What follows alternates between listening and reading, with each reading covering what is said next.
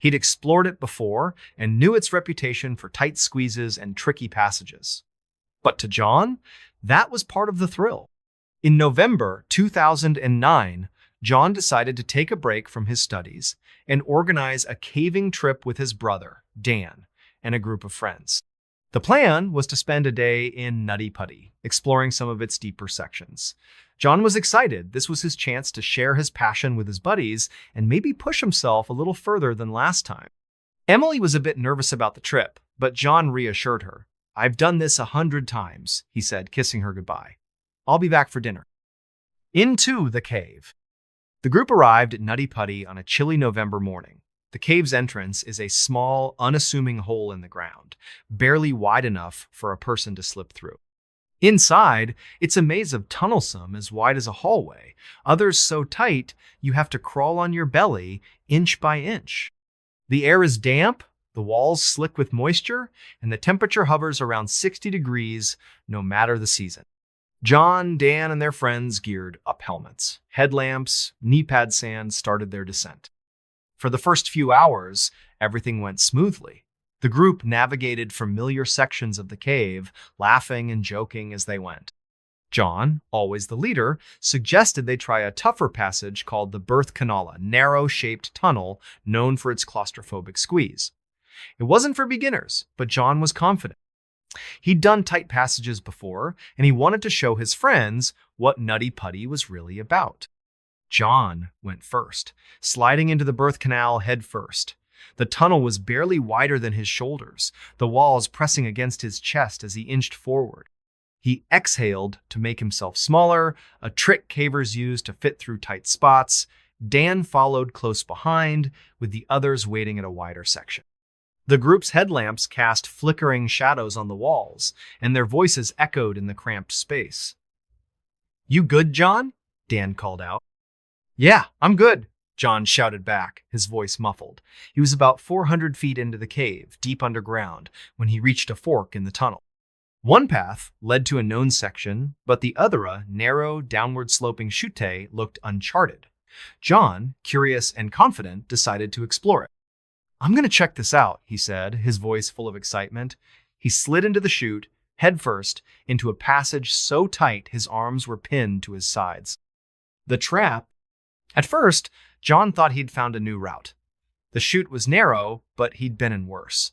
He wiggled forward, his headlamp lighting up the smooth limestone walls. But then the tunnel took a sharp, downward turn, steeper than he expected. Gravity pulled him forward, and before he could stop himself, he was sliding. The passage got tighter, squeezing his chest, his hips, his legs. He tried to push back, but his arms were stuck. He was wedged in, upside down, in a space no wider than a coffin. John's breathing quickened. "Dan!" he shouted. "I'm stuck!" His voice was strained, echoing in the tiny space. Dan, still in the birth canal, froze. "Hang on, man," he called, scrambling toward the chute. The others heard the panic in John's voice and rushed to help, but the tunnel was too narrow for more than one person at a time. Dan reached the edge of the chute and shone his headlamp down. John was about 10 feet below, his face red from being upside down, his body jammed into the rock. "Stay calm, John," Dan said, trying to keep his own voice steady. "We'll get you out." But inside, Dan was freaking out. The chute was too tight for him to climb down, and John's position, head first, upside down, was dangerous. Blood was rushing to John's head, making it hard for him to breathe. The group radioed for help, but Nutty Putty was remote, and rescue teams were hours away. They had to act fast. John tried to stay calm, cracking jokes to keep his spirits up. "Guess I found the VIP section," he said, his voice weak. But the pressure on his chest was intense, and every breath was a struggle. The cave walls were cold and unyielding, gripping him like a vice. He couldn't move his arms to push himself out, and the angle made it impossible to back up. The group took turns talking to him, trying to keep him awake, while they waited for rescue. The rescue attempt. By late afternoon, a volunteer rescue team arrived at experienced cavers and paramedics who knew Nutty Putty's dangers. They rigged a pulley system to try pulling John out, using ropes and harnesses to distribute the force, but the chute's angle and narrowness made it nearly impossible. Every time they pulled, John winced in pain. The ropes were cutting into his skin, and the rock was scraping his body raw. The rescuers worked for hours, their headlamps bobbing in the dark, their voices tense but focused. Above ground, word spread fast. Emily drove to the cave with Lizzie, her heart in her throat. She stood by the entrance, praying as volunteers updated her. "He's strong," they told her. "He's fighting." But Emily could hear the worry in their voices. Inside the cave, John was fading. The upside-down position was taking its toll. His heart was struggling to pump blood, and his lungs couldn't expand fully. He started slipping in and out of consciousness, his words slurring. "Tell Emily I love her," he whispered to Dan. "Tell Lizzie her daddy's proud." The rescuers tried everything, chiseling the rock, using lubricants to reduce friction, even drilling to widen the passage. But the cave was relentless. Every attempt failed, and the clock was ticking. By midnight, after nearly 20 hours, John's breathing became shallow. A paramedic, Susie, crawled as close as she could, holding his hand through a tiny gap in the rock. "You're not alone, John," she said, tears in her eyes. John squeezed her hand weakly, then went still. The aftermath? John didn't make it out.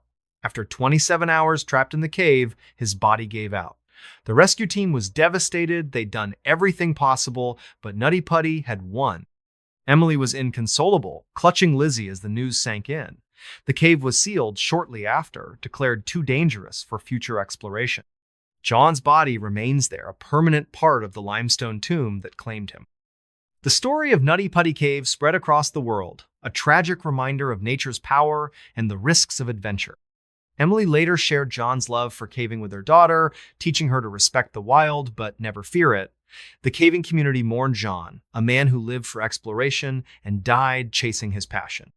And that's the story of Nutty Putty Cave, folks. A place where one wrong turn can change everything. It's a tale of courage, love, and loss, a reminder that the earth holds secrets we may never fully understand. If you're ever tempted to push your limits in a place like that, think of John.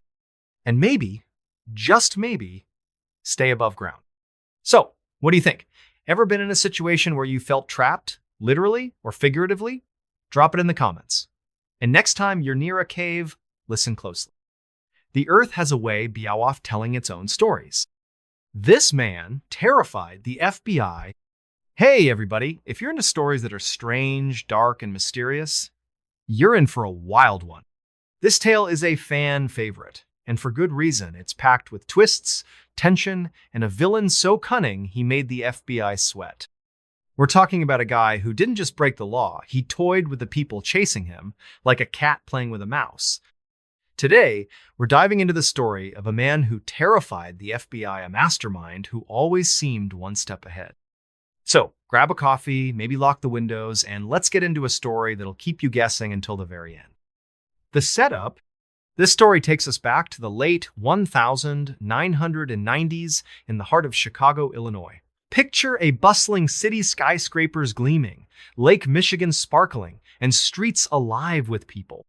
But beneath the surface, Chicago had a dark side. Crime was rampant in certain neighborhoods, and the FBI's Chicago field office was working overtime to keep up. They dealt with mob bosses, drug rings, you name it. But in 1998, they met their match, a man they called the Ghost. His real name was Victor Kane, a 34-year-old nobody, or so it seemed. Victor wasn't your typical criminal. He didn't have a rap sheet a mile long or a flashy persona. He was average-looking, medium height, brown hair, the kind of guy you'd pass in a grocery store and never notice. He grew up in a quiet Chicago suburb, worked odd jobs as a mechanic, and kept to himself. But Victor had a secret. He was a genius. Not the good at math kind of genius, but the kind who could plan a crime so perfectly it was like a work of art. The FBI first heard of Victor in early 1998 when a string of high-profile bank heists hit Chicago. These weren't smash-and-grab jobs. They were surgical vaults emptied, security systems disabled, no trace left behind, millions of dollars vanished, and the only clue was a single playing card left at each scene, the ace of spades. The media ate it up, calling the thief the Ace. The FBI, though, wasn't amused. They knew they were dealing with someone dangerous, someone who didn't just want money, he wanted to prove he was smarter than them. The first move. The FBI put together a task force led by Agent Laura Bennett, a 15-year veteran known for cracking tough cases. Laura was sharp, relentless, and didn't scare easily. But Victor? He got under her skin. The first big break came in March 1998, when a security camera caught a blurry image of a man near a bank the night before a heist. It wasn't much just a grainy figure in a dark coat, but it was enough to start building a profile. The FBI combed through records, interviewed informants, and finally got a name: Victor Kane. Laura's team raided Victor's apartment, expecting to find evidence cache, tools, maybe even a stash of those Ace of Spades cards. But the place was clean. Too clean. No fingerprints, no personal items, just a bare mattress and a single light bulb. It was like nobody lived there. Laura felt a chill. This wasn't just a thief. This was someone who knew they were coming. Then, the phone rang. Not Laura's cell, but the landline in Victor's empty apartment. She hesitated, then picked it up. A calm, almost cheerful voice said, "You're looking in the wrong place, Agent Bennett." The line went dead. Laura's blood ran cold. How did he know her name? How did he know she was there? The team swept the apartment for bugs nothing. It was like Victor was a ghost, watching them from the shadows. The game begins. From that moment, Victor turned the chase into a game. He'd leave taunting notes at crime scenes, always addressed to Laura. "Better luck next time," one read, written on the back of an Ace of Spades. He hacked into the FBI's secure email system, sending messages that vanished minutes after being opened. One email contained a photo of Laura's car, parked outside her house, taken the night before. The message read, "Nice wheels, be careful out there." Laura started sleeping with her gun under her pillow. Victor's crimes got bolder. He didn't just rob banks anymore. He hit armored trucks, jewelry stores, even a private art gallery, stealing a painting worth $5 million. Each job was flawless, no witnesses, no evidence, just that damn Ace of Spades. The FBI was stumped. They brought in profilers, tech experts, even a psychic at one point. Nothing worked. Victor was always one step ahead, like he could read their minds. Laura started noticing patterns. Victor's heists followed a rhythm every 3 weeks, always on a Tuesday. He targeted places with outdated security but high-value loot. She set up a sting operation, staking out a bank she was sure he'd hit next. Her team waited in unmarked vans, SWAT on standby. At 2 a.m., the bank's alarm went silent, just as Laura predicted. They moved in, expecting to catch Victor red-handed. But the vault was empty, and on the security console was a note. "You're getting warmer, Laura." She was furious, but also intrigued. Victor wasn't just a criminal, he was a puzzle. She dove deeper, digging into his past. She found out Victor's father had been a cop, killed in a botched raid when Victor was 10. His mother spiraled into addiction, leaving Victor to fend for himself. By 15, he was hacking school computers, rigging systems to change his grades. By 20, he disappeared from public records.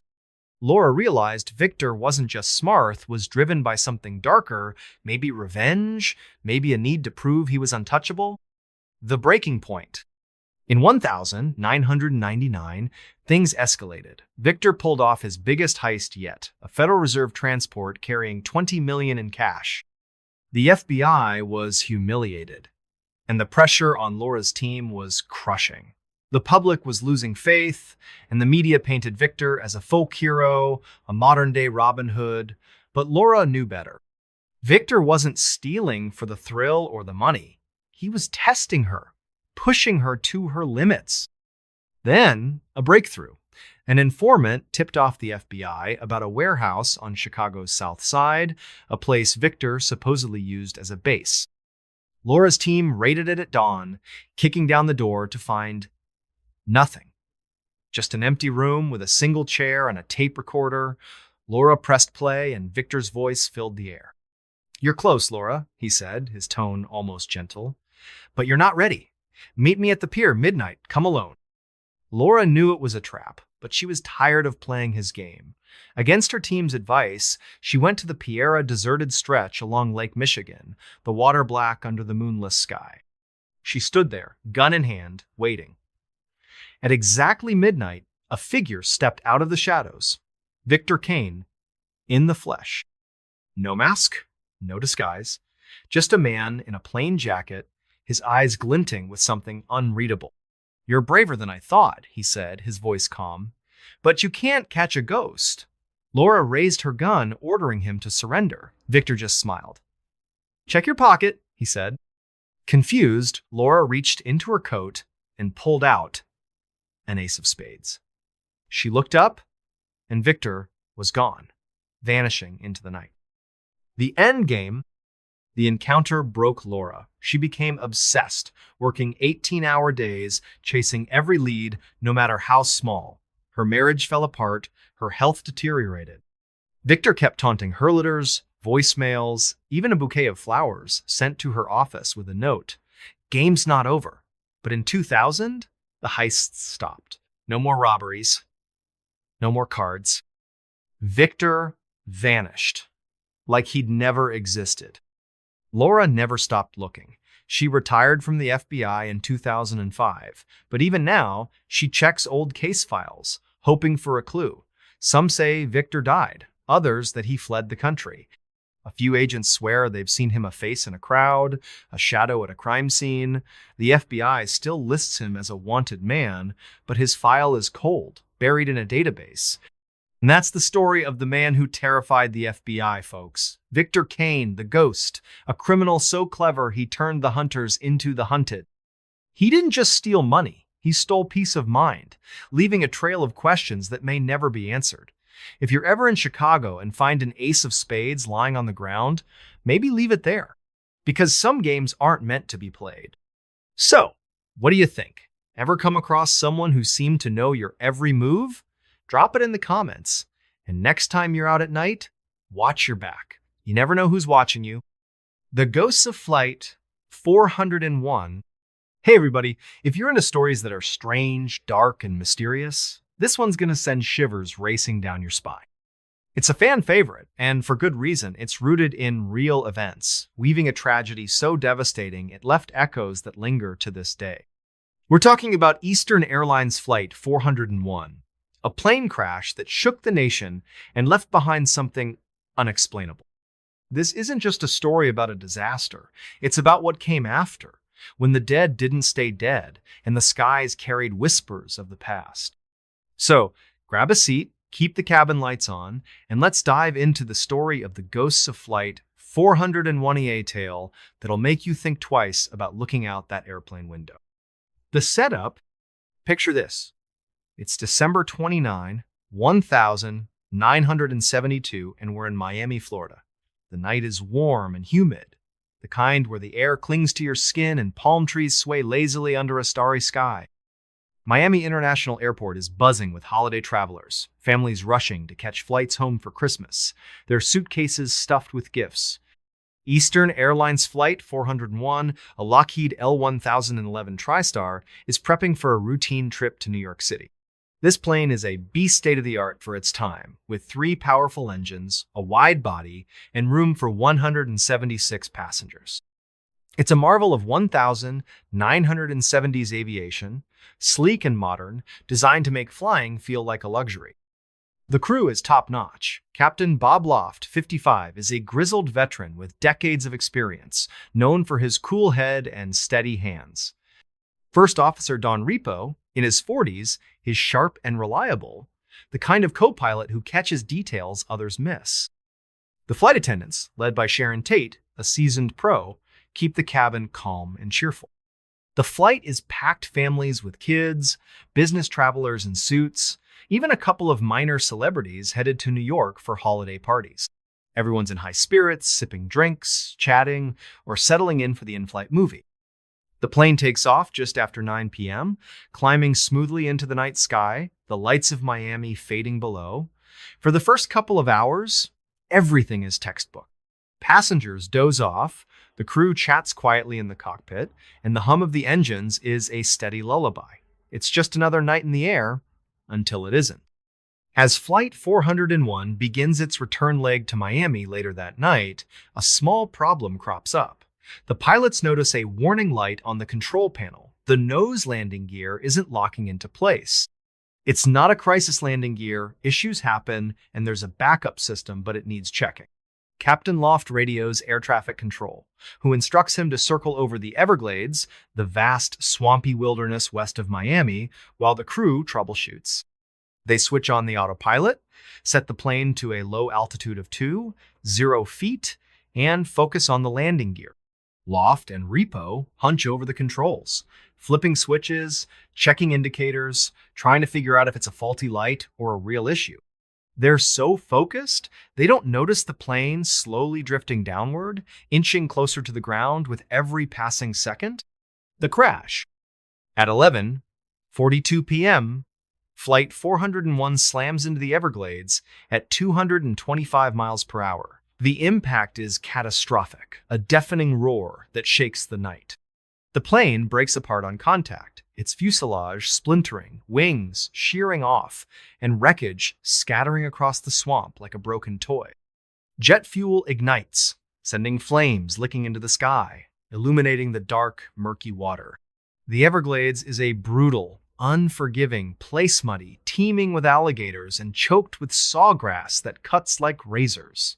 Of the 176 people on board, 101 don't survive.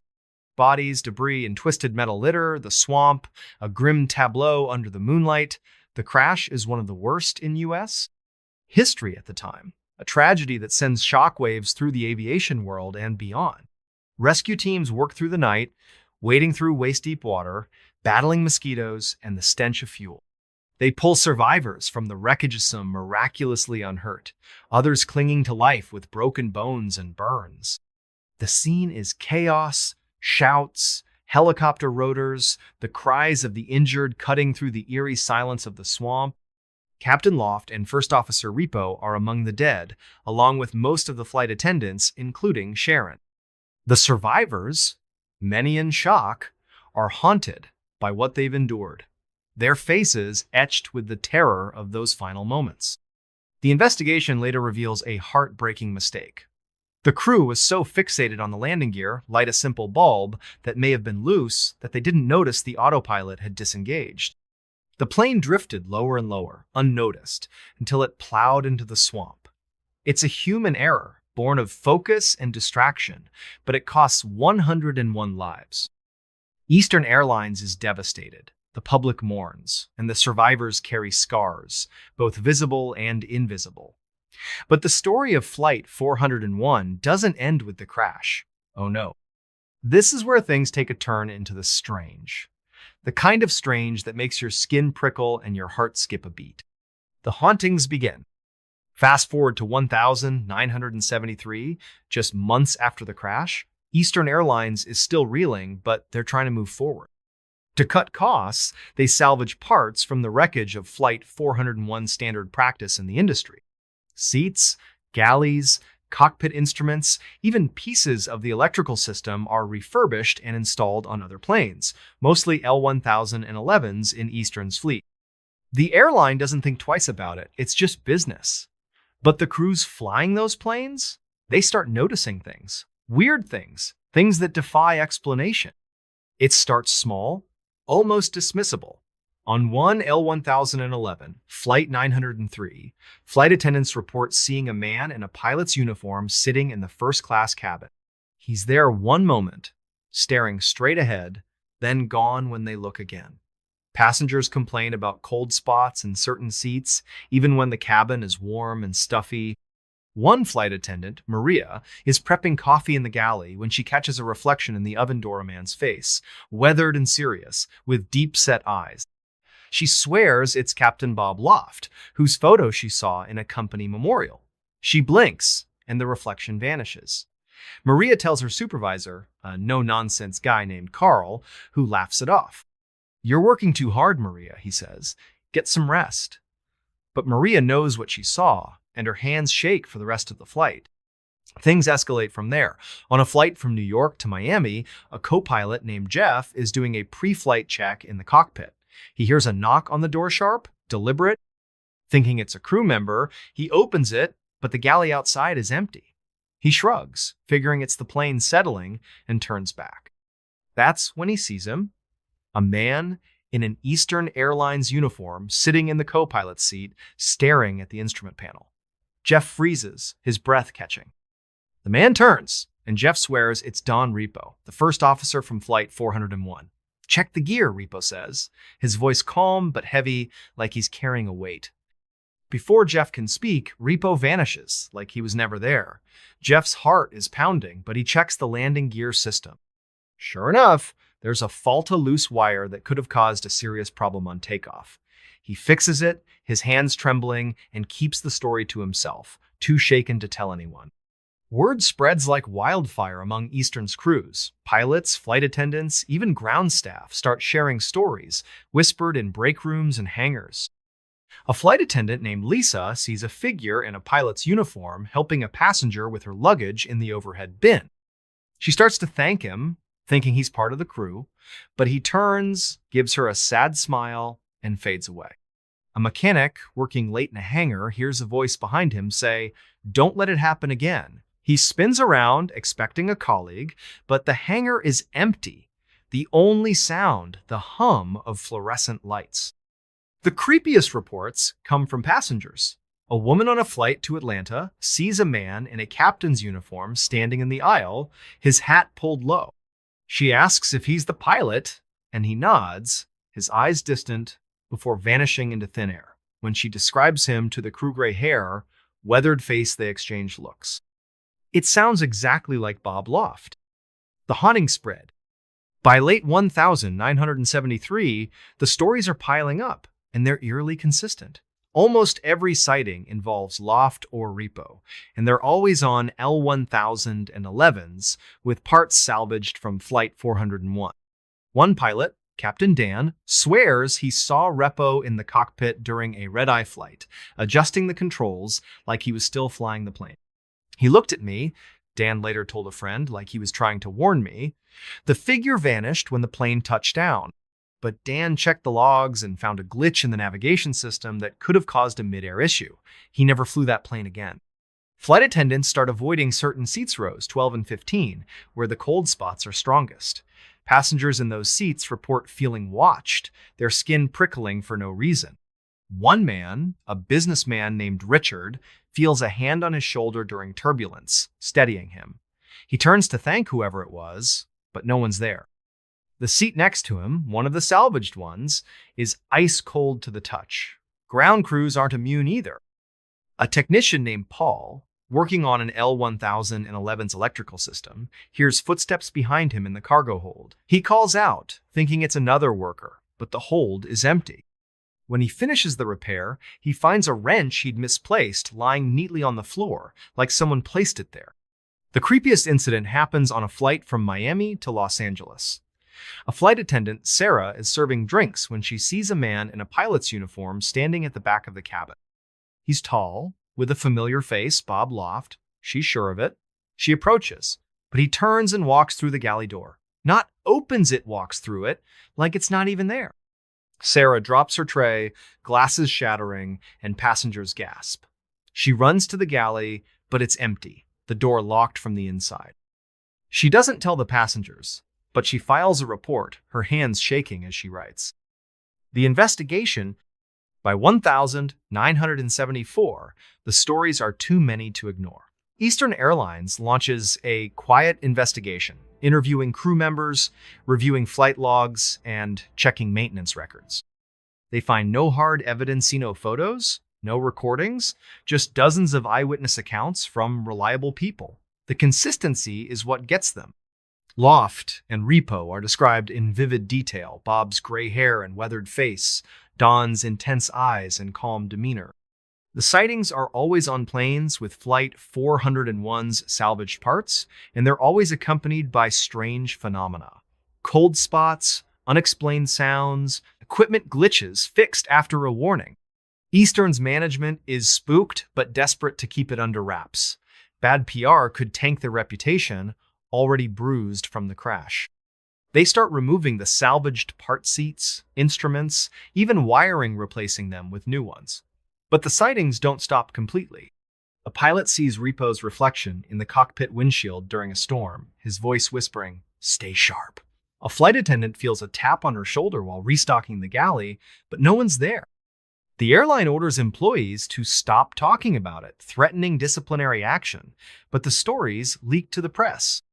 Soon, newspapers and magazines are running headlines about the ghost flight, and a book, The Ghost of Flight 401, hits shelves, fueling public fascination. The FAA steps in, dismissing the reports as post-traumatic stress from the crash or overactive imaginations. They conduct their own review, checking the L-1011 fleet for mechanical issues that could explain the glitches. They find nothing unusual, but crews aren't convinced. Some start refusing to fly on L-1011s, calling them haunted. A few even quit, unwilling to risk another encounter. Eastern tries to downplay it, but the damage is done. Passengers start asking questions, nervous about booking flights. The airline quietly retires the L-1011s with Flight 401 parts, but the stories persist, whispered among crews and travelers alike. The lasting echoes. The ghosts of Flight 401 become aviation legend, a tale that lingers long after the last L-1011 leaves Eastern's fleet. Survivors of the crash, still grappling with their trauma, hear the stories and wonder. Some believe Loft and Repo are still out there, watching over the skies, trying to prevent another tragedy. Others think it's the guilt and grief of the crash, manifesting in strange ways. The Everglades, where the wreckage still lies, becomes a place of pilgrimage for some, a quiet, haunted swamp where the past feels closer than it should. Crews who flew those planes never forget. Maria, the flight attendant who saw Loft's face, keeps a photo of the Flight 401 crew in her locker, a quiet tribute. Jeff, the co-pilot who heard Repo's warning, becomes obsessive about pre-flight checks, earning a reputation as the most thorough pilot in the airline. Passengers who experienced the cold spots or saw the figures tell their stories at dinner parties, their voices hushed, as if speaking too loudly might summon something back. And that's the story of the ghosts of Flight 401, folks. A tragedy that left scars on the earth and echoes in the skies, whispers of the past that refuse to fade. It's a reminder that some events are so powerful, they linger beyond the grave, reaching out to those who fly the same routes, sit in the same seats. If you're ever on a late-night flight and feel a cold spot, hear a knock, or see a figure in the aisle, maybe just look the other way, because some passengers might not be on the manifest. So, what do you think? Ever had a creepy moment on a plane or felt like something was watching you from just beyond sight? Drop it in the comments. And next time you're flying, maybe double check the landing gear, just in case. Skydiving photographer without a parachute. Hey everybody, if you're into stories that are strange, dark, and mysterious, this one's gonna get your heart racing. It's a fan favorite. And for good reason, it's pure adrenaline. With a twist so wild, you'll be on the edge of your seat. We're talking about a skydiving photographer who found himself in a situation no one could prepare for, fighting to survive against impossible odds. This is a tale of courage, quick thinking, and a miracle that defies explanation. So, buckle up, maybe take a deep breath, and let's dive into the story of the skydiving photographer without a parachute. The setup, picture this. It's 2015, and we're in the wide open skies above Arizona. The desert stretches out below rock canyons, cacti dotting the landscape, and a blazing sun overhead.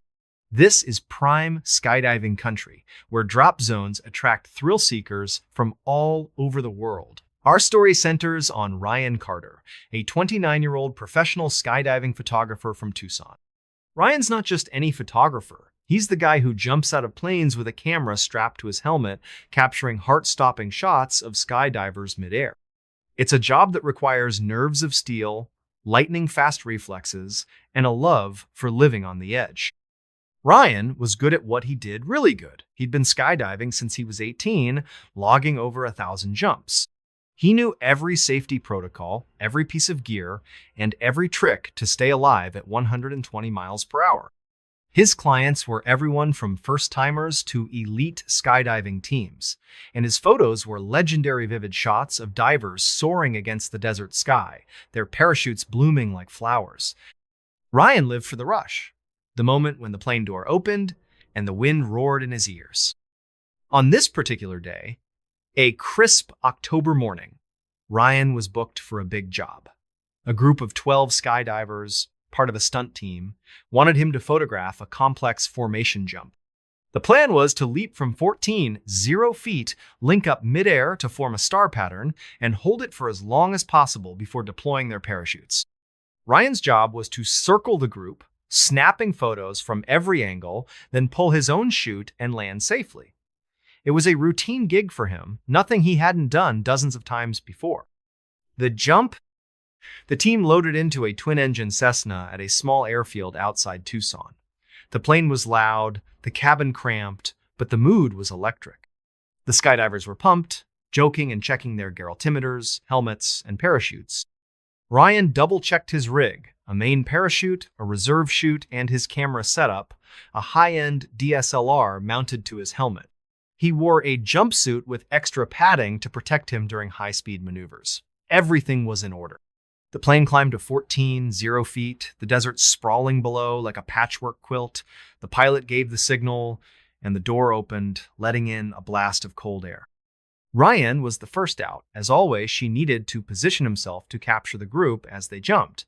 He gave a thumbs up, shouted, "See you in the sky," and leaped out. The freefall was instant, the wind screaming past him as he plummeted at terminal velocity. He loved this part the weightless rush, the world a blur below. The stunt team followed, diving out in a tight formation. Ryan maneuvered like a pro, using his arms and legs to steer through the air, his camera clicking away. The divers linked up, forming a perfect star, their colorful jumpsuits vivid against the blue sky. Ryan circled them, snapping shot after shot, his heart pounding with excitement. It was going perfectly until it wasn't. The crisis, at about 6.0 feet, Ryan reached for his parachute ripcord, a handle on his chest that would deploy his main chute. He pulled. Nothing happened. He pulled again, harder. Still nothing. His heart skipped a beat. A stuck ripcord was every skydiver's nightmare, but Ryan stayed calm. He'd trained for this. He reached for his reserve parachute, a backup chute packed for emergencies. He yanked the handle. Nothing. The reserve was jammed too. Now, Ryan was in serious trouble. He was falling at 120 miles per hour, with less than 30 seconds before he'd hit the ground. The desert was rushing up fast, the red rocks and cacti growing sharper by the second. He glanced at the stunt team, who were pulling their chutes one by one, their canopies blooming above him. They didn't know he was in trouble. There was no way to signal them in freefall. Ryan was alone, hurtling toward certain death. He fought the panic rising in his chest. His training kicked in, and he started troubleshooting. He checked the ripcord again, tugging with all his strength, but it wouldn't budge. The reserve handle was stuck too, caught on something in the harness. Ryan twisted his body, trying to shake it loose, but the wind was too strong, pinning him in place. His altimeter beeped frantically, warning him he was below 3.0 feet. Time was running out. Then, out of nowhere, a crazy idea hit him. Ryan remembered a story from his skydiving instructor about body surfing, using your body to slow your fall by spreading out like a starfish, maximizing air resistance. It wasn't much, but it might buy him a few seconds. He spread his arms and legs wide, flattening his body against the air. The wind roared louder, pushing against him, but it worked. He felt his descent slow slightly. Not enough to save him, but enough to give him a fighting chance. The miracle. At 2.0 feet, Ryan spotted the drop zone below a flat, sandy patch near the airfield. He angled his body, aiming for it. The ground was coming up fast, too fast. He knew a hard landing could kill him, even with a parachute. Without one, his odds were grim. But Ryan wasn't giving up. He thought of his family, his mom, his sister, his girlfriend waiting back home. Not today, he whispered to himself. At 1.0 feet, something inexplicable happened. Ryan felt a sudden jolt, like an invisible force pushing against him. The air seemed to thicken, slowing his fall even more. He didn't know if it was a freak wind gust or something else, but he wasn't questioning it. He kept his body spread, his eyes locked on the drop zone. At 500 feet, he braced himself, tucking his chin and curling his knees to protect his spine. The ground was seconds away. Ryan hit the sand with a bone-jarring thud. Pain exploded through his body, legs, back, shoulders. He rolled, tumbling across the desert, his camera shattering against a rock. When he finally stopped, he lay there, gasping, staring at the sky. He was alive. Somehow, impossibly, he was alive. The aftermath? The stunt team landed nearby, rushing to Ryan's side. They thought he was dead, but when they saw him moving, they started shouting for help. Paramedics from the airfield arrived, stunned to find him conscious. Ryan had broken both legs, fractured his pelvis, and cracked several ribs, but he was breathing. Doctors later said it was a miracle he survived a combination of his body surfing technique, a possible updraft, and landing in soft sand instead of rock. The odds of surviving a 14 0-foot fall without a parachute were less than 1 in a million. Ryan spent months in the hospital, enduring surgeries and physical therapy. His skydiving days were over, but he didn't care. He was alive, and that was enough. He later learned his parachute rig had a rare defecta tangled deployment line that jammed both the main and reserve chutes. The manufacturer issued a recall, and Ryan's story became a cautionary tale in the skydiving world. But Ryan never forgot that strange jolt in the air, that moment when the wind seemed to catch him. He didn't talk about it much, but privately, he wondered if something or someone had intervened. His girlfriend swore it was his guardian angel. Ryan wasn't sure, but he started wearing a small cross necklace, just in case. And that's the story of the skydiving photographer without a parachute, folks. A tale of survival against all odds, with a twist that makes you wonder if there's more to this world than we can see. If you're ever jumping out of a plane, double-check your gear, and maybe say a quick prayer just to be safe. So, what do you think? Ever had a moment where you beat the odds in a way you can't explain? Drop it in the comments. And next time you're looking up at the sky, maybe give a nod to Ryan. He's proof that sometimes miracles happen at 120 miles per hour. The Gray Blanket. Hey everybody, if you're into stories that are strange, dark, and mysterious, this one's gonna burrow deep into your mind and refuse to leave. Fans call it a living nightmare, and trust me, they're not kidding. It's the kind of tale that feels like it's ripped straight from your darkest dreams. We're heading to a remote village in Japan where a young woman's quiet life turned into something so unsettling, it's hard to shake off. This is the story of the Gray Blanket, a tale of fear, mystery, and something that might not be human at all. So, grab a warm drink, keep a light on, and let's dive into a story that's as creepy as it gets. The setup, picture this. It's 2017, and we're in a tiny village in Aomori Prefecture, northern Japan. Think winding dirt roads, old wooden houses with sloping roofs, and dense forests that seem to swallow the sunlight. The village is quiet, almost frozen in time, the kind of place where the loudest sound is the wind rustling through the pines. This is where Hana Sato lives, a 24-year-old teacher who left the chaos of Tokyo for a simpler life. Hana's a city girl at heart, used to neon lights and crowded trains, but she's fallen in love with the countryside's peace. The crisp mountain air, the starry nights, the way the peaks loom like silent guardian sits a world away from her old life.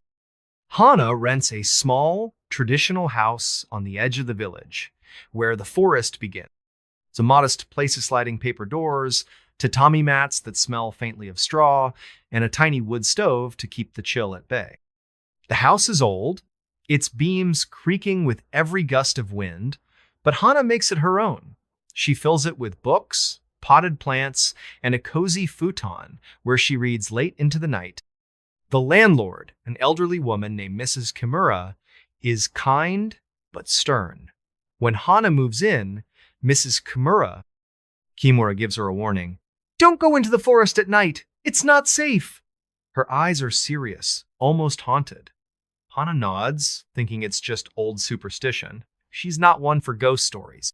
At least, Not yet. One chilly autumn evening, Hana's walking home from the village's elementary school, where she teaches English. The sun is setting, painting the sky in shades of orange and purple.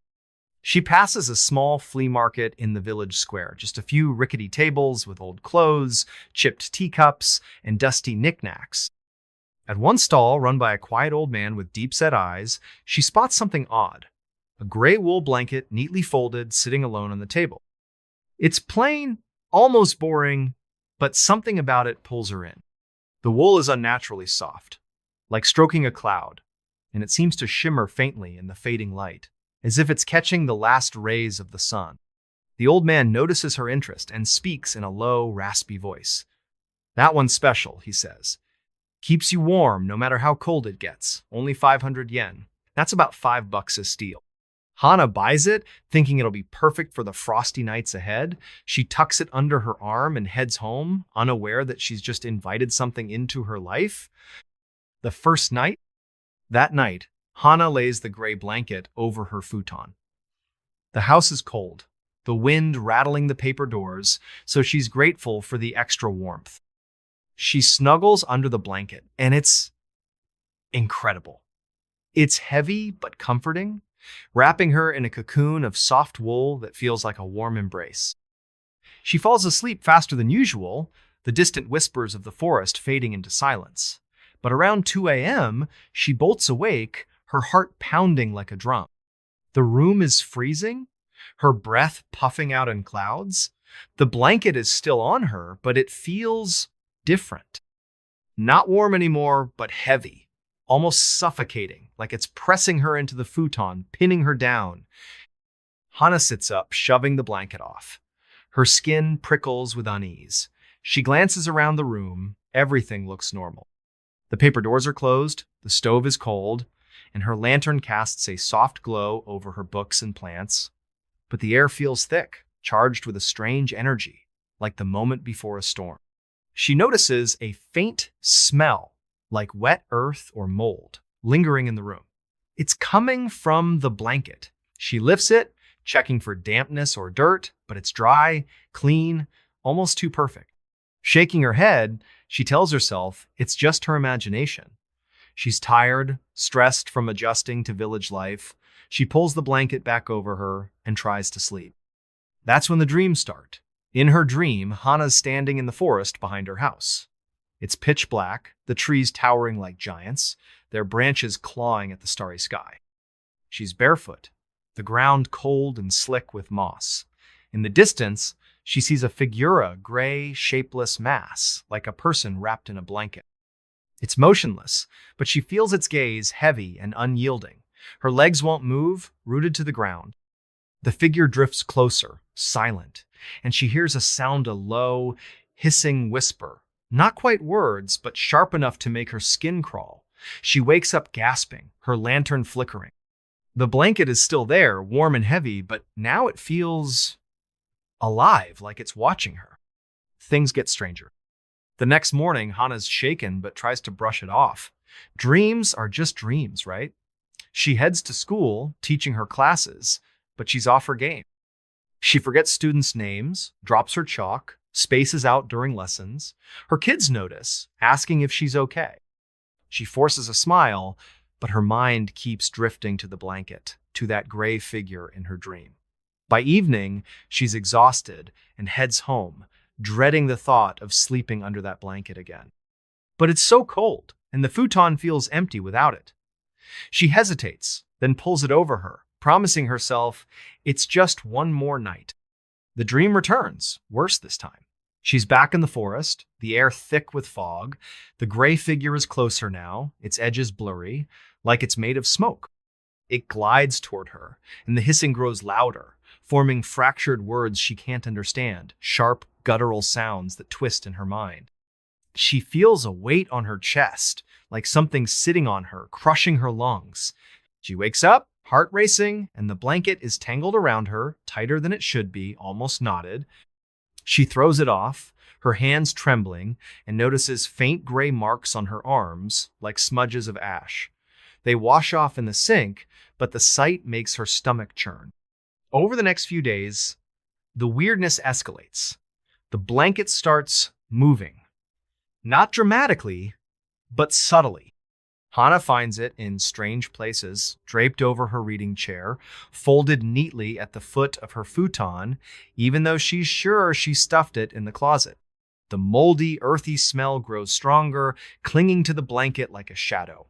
Her house feels different, too colder, darker, like the lantern's light can't reach the corners anymore. At night, she hears whispers, not just in her dreams, but in the waking world. Soft, hissing sounds, like someone standing just behind her, just out of sight. She spins around, but no one's there.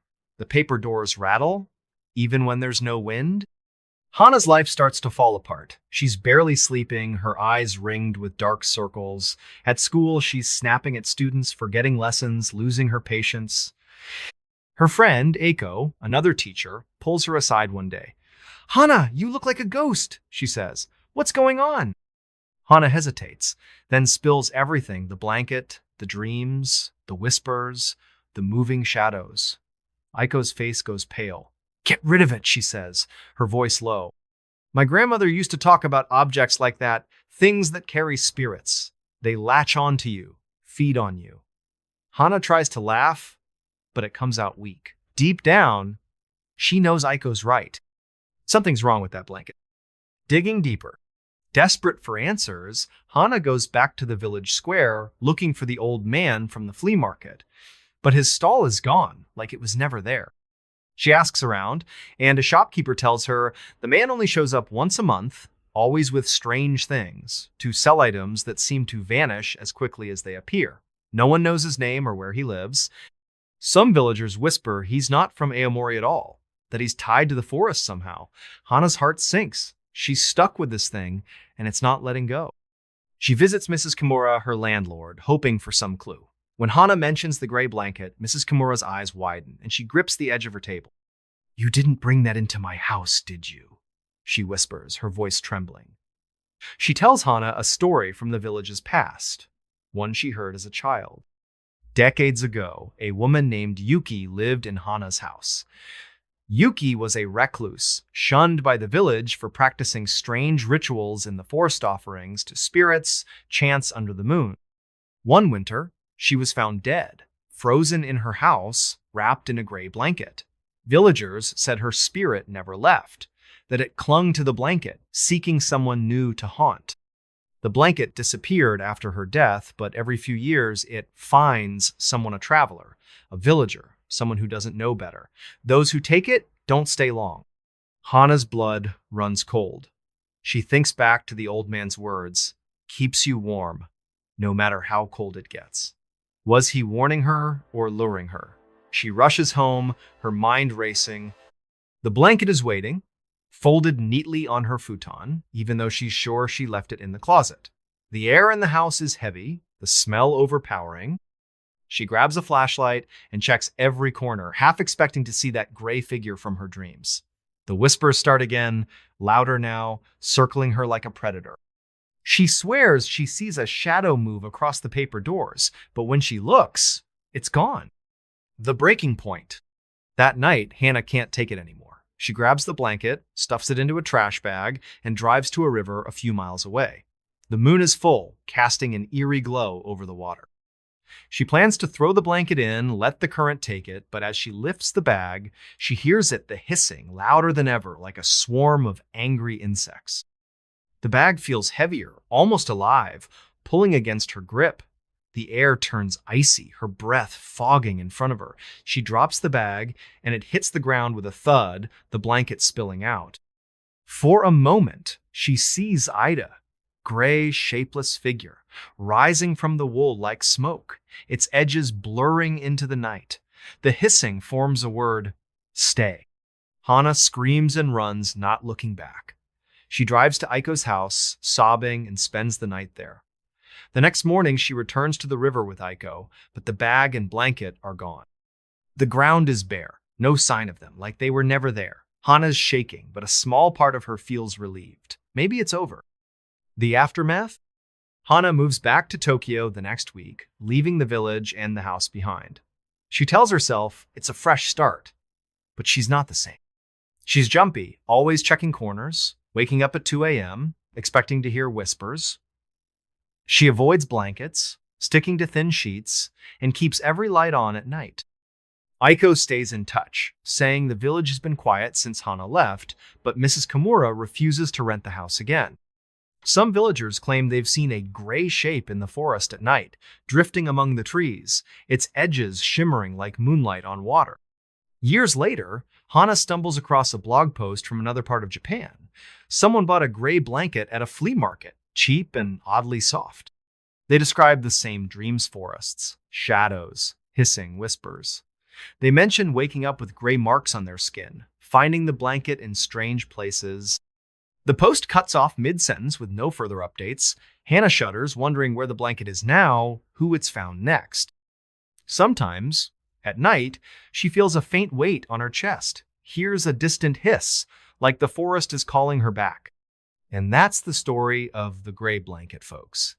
A simple purchase that turned into a nightmare, a reminder that some things carry more than just weight, they carry intent. If you're ever at a flea market and see a gray blanket that seems too perfect, too cheap, walk away. Because some objects aren't just objects, they're traps, waiting for someone to claim them. So, what do you think? Ever had a dream that felt too real or brought home something that didn't feel right? Drop it in the comments. And maybe, just maybe, check your blankets tonight. You never know what's woven into the threads. The perfect bait. Hey everybody, if you're into stories that are strange, dark, and mysterious, this one's going to hit you like a punch you didn't see coming. Fans love this tale for its slow build and jaw-dropping twist, and trust me, it's a wild ride. What starts as a relaxing vacation turns into a nightmare so shocking, it'll make you rethink your next getaway. This is the story of the perfect Baida tale of trust, betrayal, and a truth that changes everything. So, grab a snack, maybe check your travel plans, and let's dive into a story that's as deceptive as it is chilling. The setup, picture this. It's 2018, and we're on the sunny shores of Key West, Florida. Think turquoise waves lapping at white sand beaches, palm trees swaying in the breeze, and the smell of salt water and sunscreen in the air. It's the kind of place where you go to forget your worries, sip a cold drink, and let the world fade away. This is where we meet Alex and Mia Carter, a young couple from Chicago, both in their late 20s.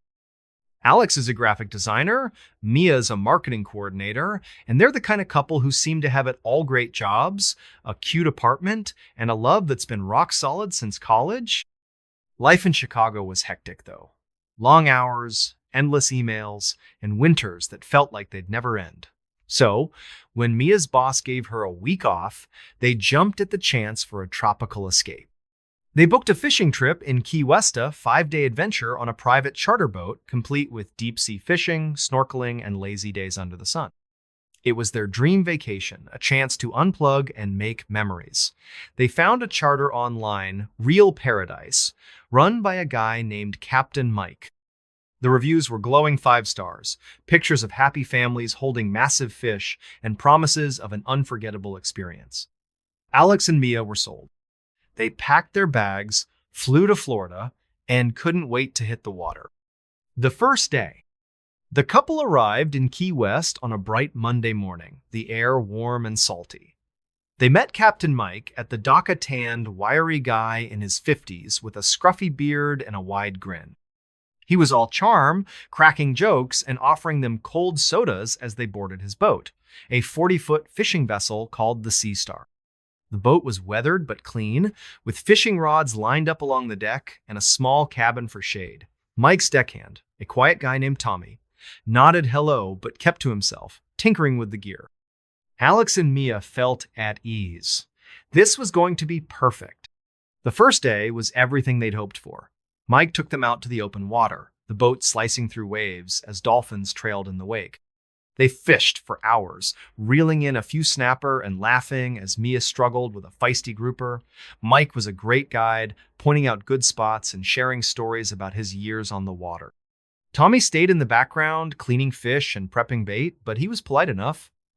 By sunset, Alex and Mia were sunburned, happy, and sipping beers as the Sea Star cruised back to shore. They fell asleep in their hotel that night, dreaming of the days ahead.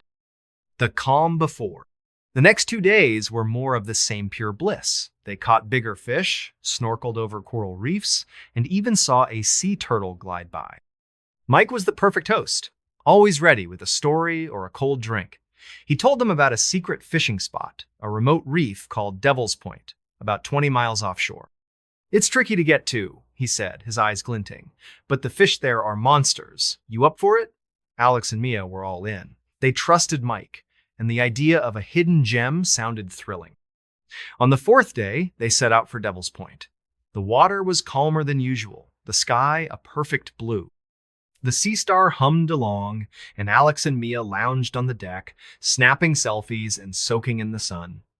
Tommy was quieter than usual, his eyes darting to the horizon, but they didn't think much of it. Mike was his usual chatty self, pointing out a flock of pelicans diving for fish. "This is going to be a day you'll never forget," he said, grinning. Alex and Mia nodded, unaware how right he was. As they approached Devil's Point, the vibe shifted.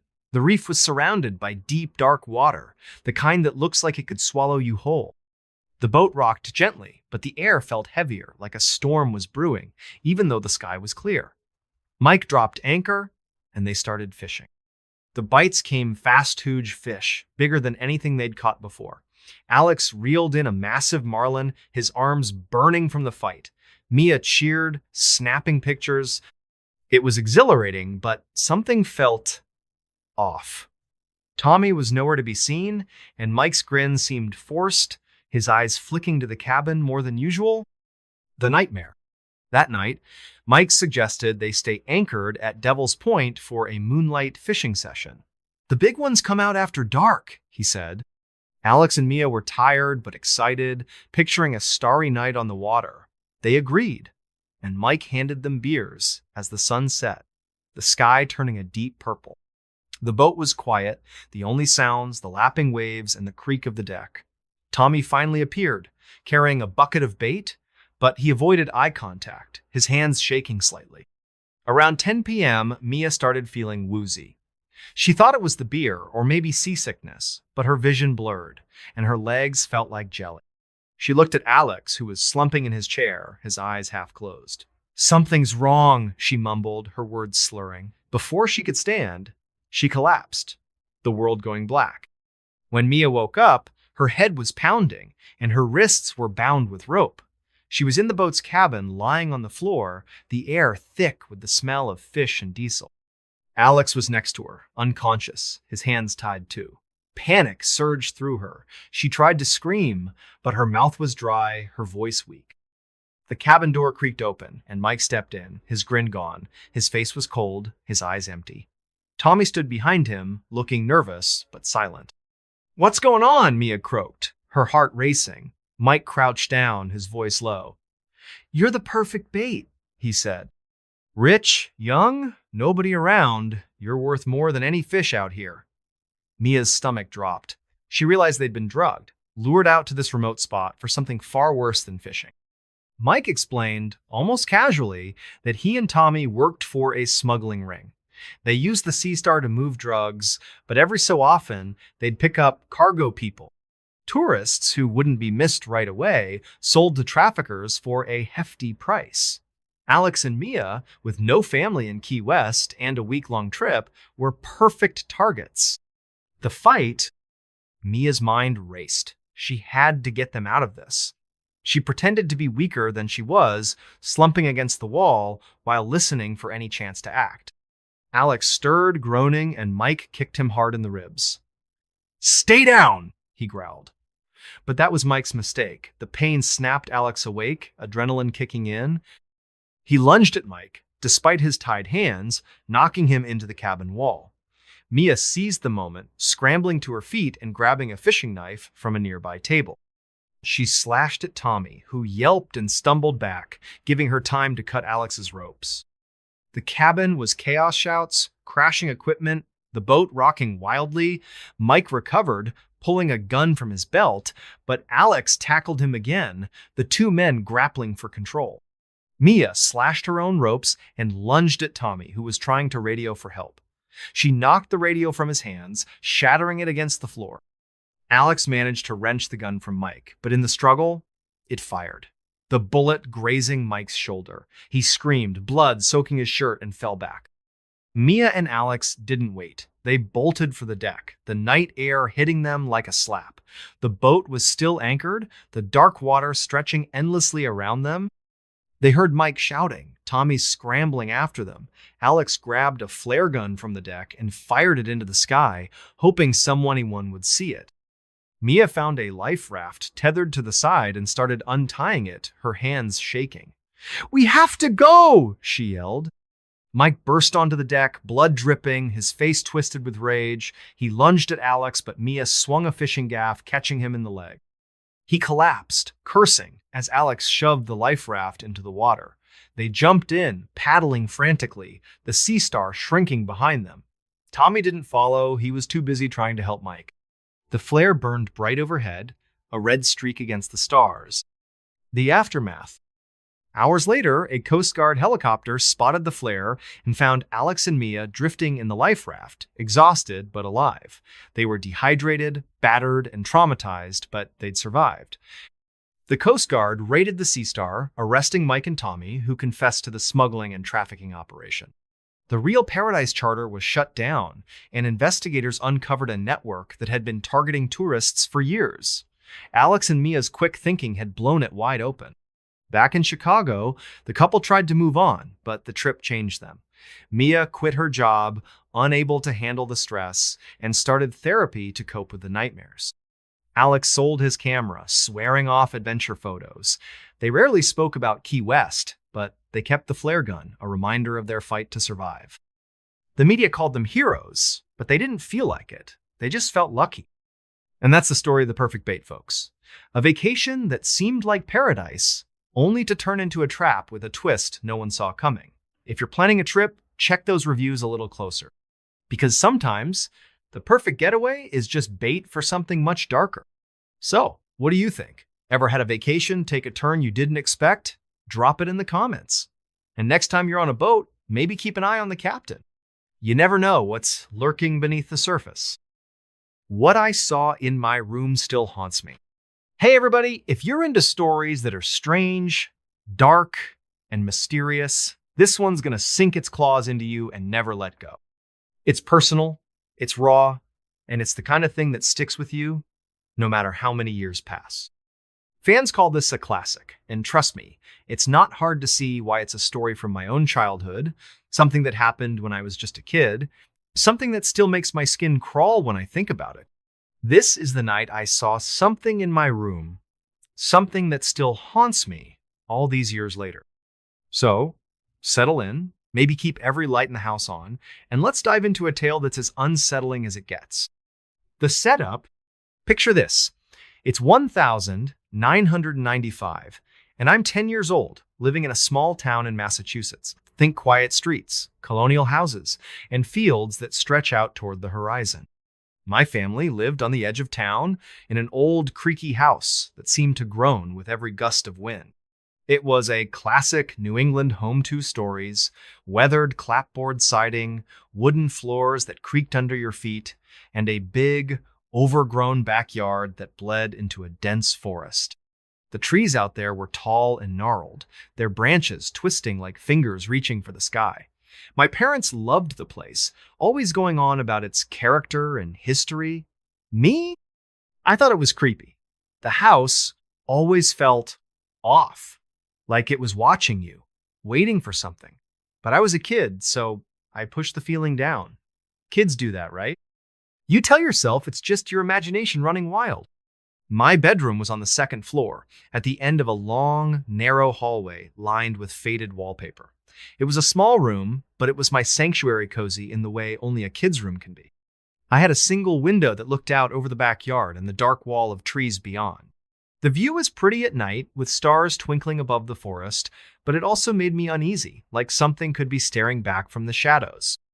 My walls were plastered with superhero posters, Spider-Man, Batman, the usual, and my desk was a mess of comic books, action figures, and half-finished drawings. By my bed was a little nightlight shaped like a baseball, its soft orange glow, a constant companion. I wasn't scared of the dark, not really, but that nightlight made me feel safer, like it could keep the monsters at bay. My bed was pushed right up against the wall, under the window, so I could lie there and watch the stars before drifting off. My parents were great, but they were strict about bedtime. Every night at 9 p.m., it was lights out, no arguments. That night, the night it all went down, was just like any other. It was a chilly fall evening, the kind where the air bites your nose and the wind rattles the windows like it's trying to get in. I'd finished my homework, brushed my teeth, and climbed into bed, pulling the blankets up to my chin. My mom came in, her footsteps soft on the creaky floor. She tucked me in, smoothing my hair, and gave me a smile. "Sleep tight, kiddo," she said, flipping off the overhead light. The baseball nightlight glowed softly, casting warm shadows across the room. I lay there, staring at the ceiling, listening to the house settle. You know that sound. How old houses creak and groan like they're alive, telling stories you don't want to hear. I closed my eyes, letting the wind's hum lull me towards sleep. The night it happened. I don't know what time it was when I woke up, but it was late. Really late. The house was dead quiet, except for the faint, mournful hum of the wind outside. Something felt wrong. It was like the air itself had changed, pressing against my skin, making my heart beat a little faster. My body knew something was off before my brain caught up. I opened my eyes, blinking in the dim glow of the nightlight. Everything looked normal me posters, my desk, the clutter of my childhood. But the feeling wouldn't go away, like a weight sitting on my chest. Then I noticed it. The air was heavy, thicker than it should be, like someone had cranked the heat to stifling. And there was a smell faint but unmistakable, like damp earth, old leaves, or something you'd find in a forgotten corner of a basement. It wasn't strong, but it was there, curling into my nose, making my stomach twist. I sat up in bed, rubbing my eyes, trying to shake off the unease. That's when I heard Ita sound. A faint, scratching noise, slow and deliberate, coming from the corner of the room near the closet. My closet was a tiny, narrow space with a sliding door that never worked right. It was always half open, just enough to let your imagination run wild about what might be hiding inside. I stared at it, my heart starting to pound, the sound growing louder in my ears. Scratch, scratch, scratch. Like nails dragging across wood, slow and intentional, each scrape sending a shiver down my spine. I told myself it was probably a mouse. Old houses have mice, right? But deep down, I knew it wasn't. The sound was too purposeful, like something was trying to get my attention. I reached for my flashlight on the nightstand. Yep, I was that kid who kept a flashlight by the bed just in case and gripped it tightly. My hands were shaking as I aimed the beam at the closet, the light cutting through the orange glow of the nightlight. The half-open door loomed in the shadows, the gap a black void. I held my breath, expecting to see glowing eyes or a scurrying shape. But there was nothing, just a pile of clothes on the floor, my old sneakers, a baseball bat leaning against the wall. I let out a shaky breath, whispering to myself, "You're being stupid. It's nothing." But then I saw it. In the corner of my eye, something moved. Not in the closet, but by the window, right above my bed. My heart stopped. I didn't want to look, didn't want to turn my head, but my eyes flicked to the side, and there it was, a shadow. Not a normal shadow, like from a tree outside or my desk lamp. This was different. It was tall, humanoid, but blurry, like it wasn't fully there. Its edges smudged against the moonlight streaming through the window. It stood perfectly still, blocking the stars. A dark silhouette that seemed to suck the light out of the room. I wanted to scream, but my voice was gone, stuck in my throat like a stone. My whole body felt pinned to the bed, my muscles frozen, like the air itself was holding me down. The shadow didn't move, but I could feel it watching me. That's the only way I can describe it, like its gaze was boring into me, heavy and cold, even though I couldn't see a face. The air grew thicker, the damp earth smell stronger, now mixed with something sour, like decay. My nightlight flickered, just for a second, and in that flicker, the shadow shifted. It leaned closer, its blurry form stretching toward me, long arms dangling unnaturally low. I don't know where I found the courage, but I finally moved. My hand fumbled with the flashlight, and I flicked it on, aiming the beam right at the thing. For a split second, I saw it clearly not a shadow, but a figure, tall, impossibly thin, with limbs that seemed too long for its body. Its face wasn't a face, just a blank, pale oval, smooth as bone, with two dark, empty holes where eyes should be. No mouth, no nose, but I swear it was smiling, a cruel, knowing smile that made my blood run cold. The figure shimmered like heat rising off pavement, then vanished, like it had been sucked into the air itself. I screamed, a raw, desperate sound that tore through the silence. The nightlight flickered again and went out completely, plunging the room into darkness except for my flashlight, which I waved around like a madman, searching for the thing. But it was gone. The air lightened, the smell faded, but my heart was still hammering, my hands trembling so hard I could barely hold the flashlight. My parents burst into the room, the overhead light snapping on. "What's wrong?" my mom yelled, her face pale, her eyes wide with panic. My dad was right behind her, looking ready to fight off an intruder, his fists clenched. I was shaking, babbling incoherently about the figure by the window, the scratching, the smell. They checked the room, pulling open the closet, shining their own flashlight under the bed, even stepping outside to inspect the yard. Nothing. No footprints, no broken locks, no sign anyone had been there. My dad sat on my bed, his voice gentle but firm. "It was just a nightmare, buddy," he said. "You're okay." But I knew it wasn't a dream. I'd been awake. I'd seen it. The days after, that night changed me. I refused to sleep in my room for weeks, maybe months. I'd drag my blanket to the living room and camp out on the couch, the TV on low to drown out the silence. My parents thought I was just spooked, a kid with an overactive imagination. They didn't push me to go back, but I could tell they were worried. My mom started checking on me more, asking if I was okay, if I wanted to talk. I didn't. How do you explain something like that? How do you describe a thing that doesn't make sense, that shouldn't exist? When I finally went back to my room, I was different. I kept the overhead light on all night, the baseball nightlight abandoned in a drawer. Every creak of the house, every rustle of leaves outside, made me jump. I'd lie awake, clutching my flashlight, staring at the window, waiting for that shadow to come back. It never did, not like that first night, but the fear stayed. I started noticing small things. The closet door would be open just a crack, even though I'd slammed it shut. The damp earth smell would linger in my room some mornings, faint but there. Once, I found my superhero posters slightly askew, like someone had brushed past them. I told myself it was the wind, the house, anything but that. School wasn't much better. I was distracted, zoning out in class, jumping at sudden noises. My friends noticed, teasing me about being scared of my own shadow. I laughed it off, but it hurt, because they didn't know. They hadn't seen what I'd seen. My parents tried to help. My dad took me fishing, my mom baked my favorite cookies, but nothing could shake the feeling that something was still there, lurking just out of sight. The history uncovered. We moved out of that house a year later, and I was so relieved I could have cried. We settled in a new place, a modern apartment in a nearby town, all clean lines and bright lights. I felt safer there, but I never forgot that house. Years later, when I was in high school, I got curious. I started digging into the history of that old place, looking for answers. What I found made my stomach drop. Our house was built in the 1920s on land that used to be part of an old cemetery. Yeah, you heard that right. Back in the early 1900s, the town decided to expand, and they moved the cemetery to make room for houses. They relocated the headstones, but, well, you know how that goes. Not everything gets moved. There were stories whispers, really about people who lived in those houses, seeing things.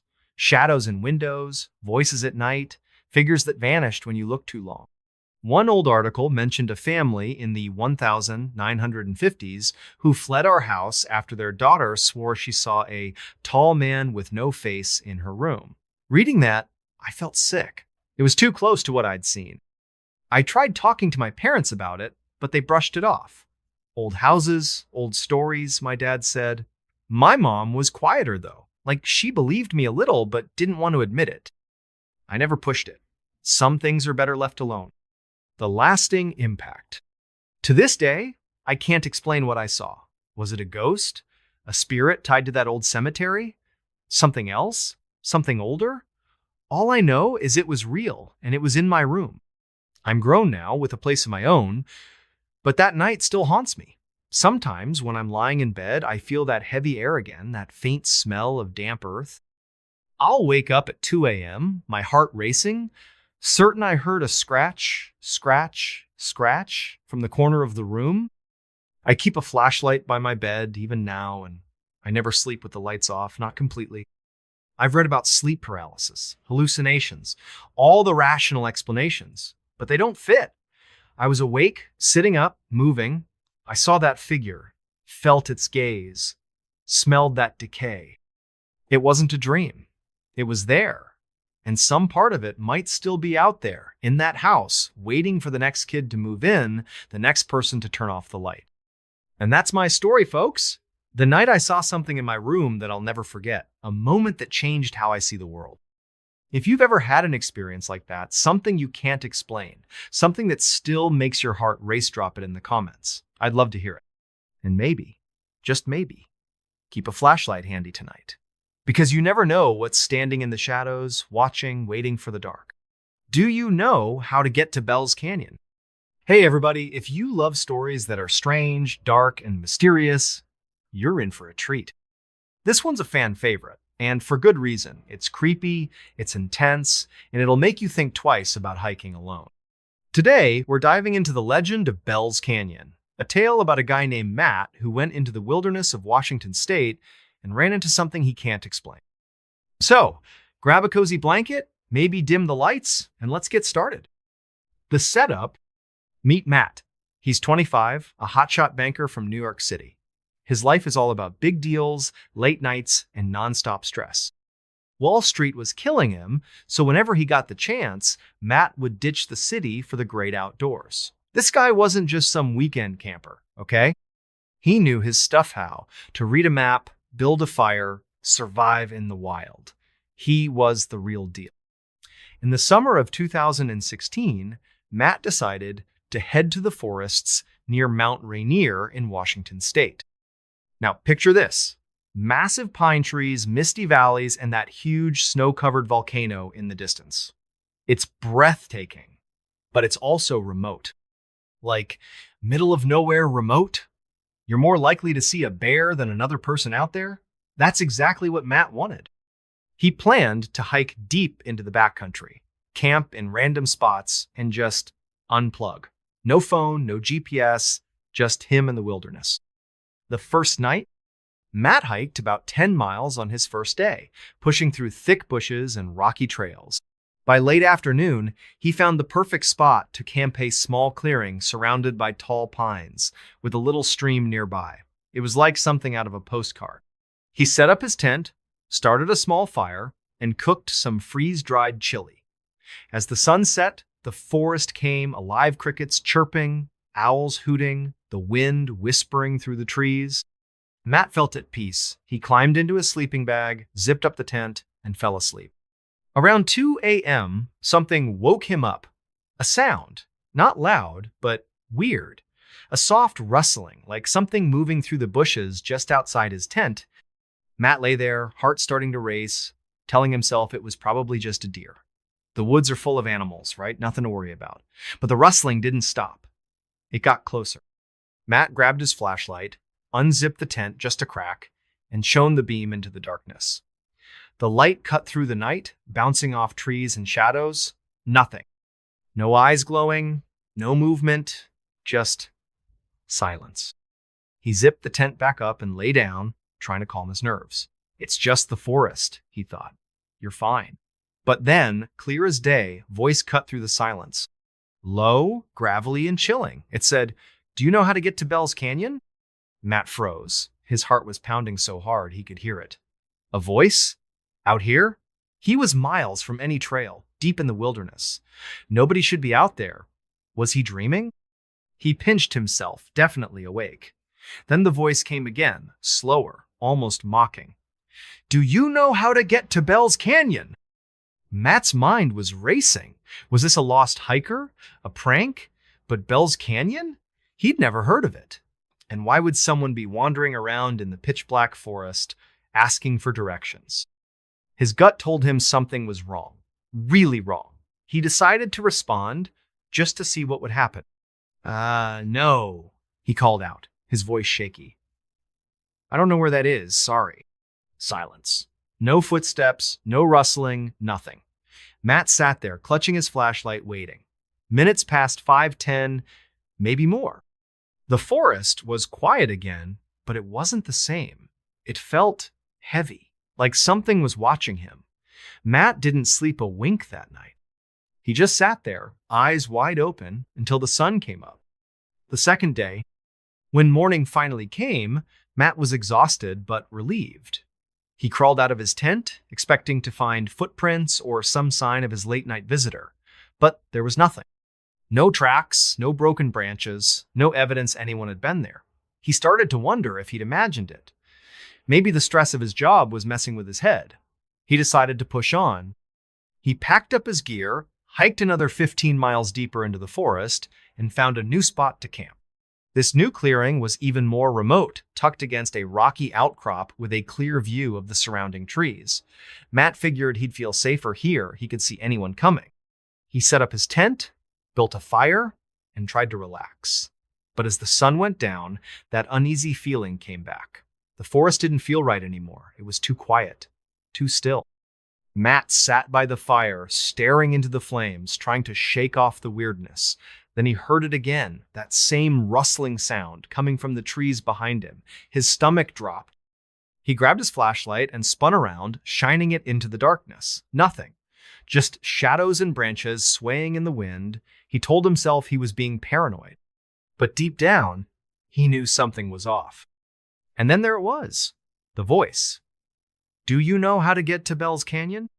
Matt's blood ran cold. This wasn't a coincidence. Whoever or whatever this was, it had followed him. 15 miles through dense forest, in a random direction, and it found him. His mind raced. Was this a serial killer? A prank gone too far? Something not human? He gripped his flashlight tighter and shouted, Who's there? Show yourself. No answer. Just more rustling. Closer now. Matt grabbed a burning stick from the fire, holding it like a weapon. I said, show yourself, he yelled. The rustling stopped. For a moment, he thought he'd scared them off. But then the voice came again, low and deliberate, just beyond the firelight. Aim that light away. Matt's heart nearly stopped. Why didn't they want to be seen? What were they hiding? His hands were shaking, but he lowered the flashlight, not wanting to make things worse. Okay, he said, his voice barely steady. I don't know where Bell's Canyon is. Just leave me alone. The voice didn't respond. But the rustling started again, circling his camp. Left, then right, then behind him. Matt's eyes darted around, trying to track the sound, but the darkness was too thick. For the next 20 minutes, the voice kept talking random, creepy questions like, got any food? Or, ever been to Utah? It was bizarre, like whoever it was didn't even care about the answers. Matt sat there, frozen, waiting for it to stop. Eventually, the voice faded and the forest went quiet again. But Matt knew he wasn't alone. The escape. The next morning, Matt made a decision. He wasn't sticking around to find out what this thing wanted. He packed up his camp at first light and started hiking back towards civilization. Every rustle, every snap of a twig made him jump. He kept looking over his shoulder, expecting to see someone or something following him. But there was nothing, just trees and shadows. After hours of hiking, Matt finally reached a ranger station. He told the ranger everything, the voice, the questions, the circling. The ranger listened, his face unreadable. When Matt finished, the ranger leaned forward and said, You're lucky you got out. People go missing out there all the time. And Bell's Canyon? There's no such place on any map I know. Matt felt a chill run down his spine. If Bell's Canyon didn't exist, what was that voice asking about? Who or what had been following him? He drove back to New York the next day, vowing never to go back to those woods. To this day, he doesn't know what was out there, but he's certain of one thing. Whatever it wasn't human. And that, folks, is the story of Bell's Canyon. A place that doesn't exist, but somehow, something out there knows its name. So, next time you're hiking in the middle of nowhere and you hear a strange voice in the dark, maybe think twice before answering, because you never know what might be looking for you. The Valley of the Headless Men. Hey everybody, if you're into stories that are strange, dark, and mysterious, you're in for a wild ride. This one's a fan favorite, and for good reason. It's based on true events, and it's the kind of tale that makes you question what's lurking in the wild. Fans call this the ultimate creepy wilderness story, and trust me, it's got that bone-chilling vibe that'll keep you up at night. We're heading to a remote corner of Canada, a place called Nahanni National Park, better known as the Valley of the Headless Men. So, grab a warm drink, maybe lock your doors, and let's dive into a story that's as cold and unforgiving as the rivers of the north. The setup, picture this. The Northwest Territories of Canada, a place so remote it makes Alaska look like a bustling suburb. Nahanni National Park is a jaw-dropping wilderness towering mountains, deep canyons carved by rivers, and forests so dense you can barely see the sky. It's beautiful, but it's not a friendly kind of beautiful. This place is hard to reach, even now. You've got to fly in on a tiny plane or paddle for days down a raging river just to get there. Cell phones? Forget it. GPS? Spotty at best. If you get lost in Nahanni, you're on your own. The park has a nickname that sends shivers down your spine, the Valley of the Headless Men. Why? Well, it goes back to the early 1900s. Back then, gold prospectors flocked to the area, chasing rumors of a big strike, but some of them never came back. The most famous case was in 1908, when two brothers, Willie and Frank McLeod, went into the valley looking for gold. They were experienced prospectors, tough guys who knew how to survive in the wild. But months later, their bodies were found by a riverbank without their heads. No one could explain it. No animal tracks, no signs of a fight, just their headless corpses. And they weren't the only ones. Over the decades, more people vanished in Nahanni hunters, trappers, even tourists. Some were found, also headless. Others, gone without a trace. Locals started whispering about a curse. Some said it was a bear or a mountain lion. Others blamed outlaws hiding in the wilderness. But the creepiest stories came from the indigenous Dane people, who said the valley was home to something ancient, something not human. They called it a spirit, a shadow that hunted in the canyons. Whatever it was, Nahanni had a reputation, and it wasn't a good one. Fast forward to 2005. This is where our story really begins. Meet Sarah, a 32-year-old adventure guide from Vancouver. Sarah was no stranger to the outdoors. She'd led groups through the Rockies, kayaked whitewater rivers, and even summited peaks in Peru. She was tough, smart, and loved a challenge. When a client offered her a big paycheck to guide a small group into Nahanni for a week-long camping trip, she jumped at the chance. Sure, she'd heard the stories about the Valley of the Headless Men, but she wasn't superstitious. To her, it was just a wild, beautiful place that needed exploring. Her group was small. 3 guys, Mark, a thrill-seeking tech bro from Seattle, Tom, a quiet photographer with a love for remote landscapes, and Greg, a grizzled ex-military guy who wanted to test himself against the wilderness. They were all experienced campers, so Sarah felt confident. The plan was simple. Fly into the park, hike to a remote spot near the Nahanni River, set up camp, and spend a few days exploring. Easy, right? Well, not quite. The journey in.